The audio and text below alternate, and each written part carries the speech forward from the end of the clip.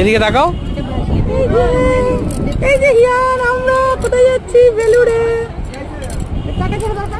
এই যে সৌহার্দ্য, এই যে টাটা, এই যে কই সঞ্জুটা কই? দক্ষিণেশ্বরে মায়ের পুজো দিয়ে আমরা রওনা হলাম বীরভূম মঠের দিকে। এটা হলো দক্ষিণেশ্বর ব্রিজ।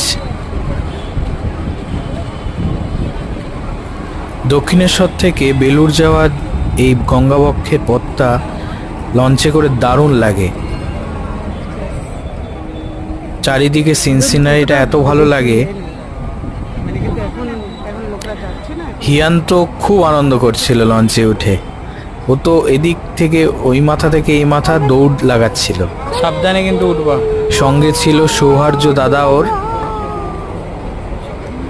এই লঞ্চের যাত্রাটা খুবই আনন্দকর ছিল।